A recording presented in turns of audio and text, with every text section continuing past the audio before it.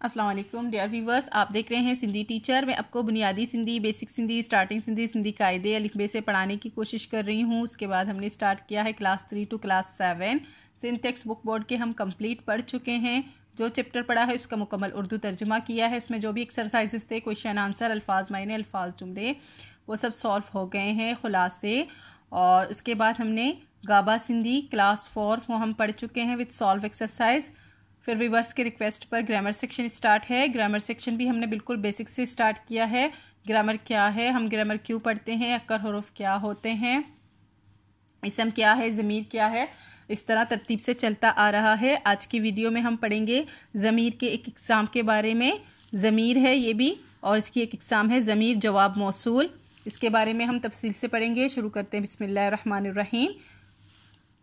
उही ज़मीर जे ज़मीर मौसूल जे जवाब मां कम अचन ऐं जुमले जे बिन बागन के गॾे हिक कन तन के ज़मीर जवाब मौसूल चवंदा आहिनि।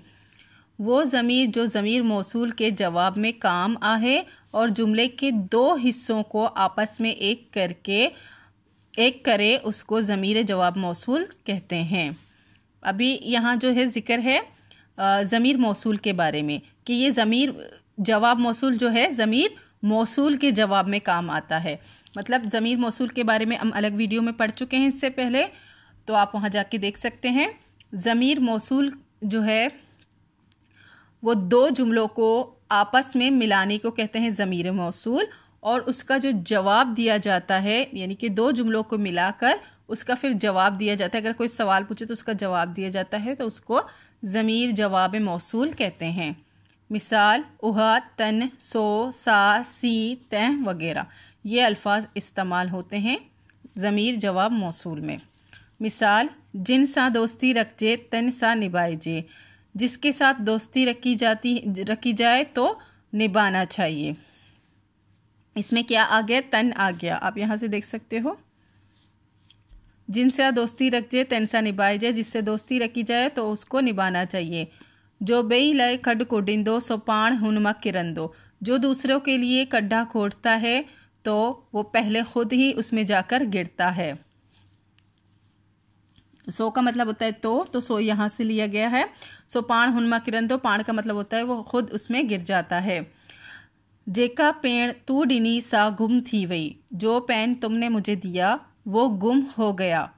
सा का मतलब होता है वो गुम हो गया। जेको रूमाल तू आंदो सो फाटी पियो, जो रूमाल तुमने दिया था वो फट गया।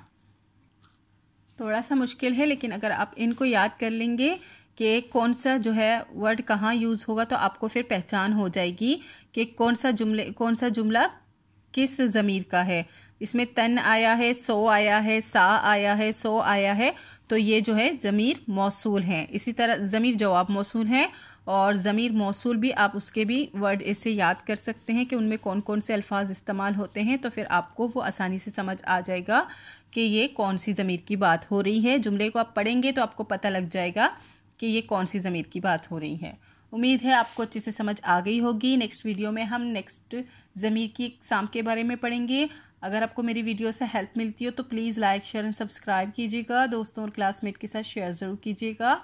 और अगर आपको ग्रामर सेक्शन में कोई भी प्रॉब्लम हो रही हो, कुछ भी समझ नहीं आ रहा हो, तो आप कमेंट सेक्शन में बता सकते हैं। इंशाल्लाह नेक्स्ट वीडियो उस पर बनाने की कोशिश करूँगी। अल्लाह हाफिज़।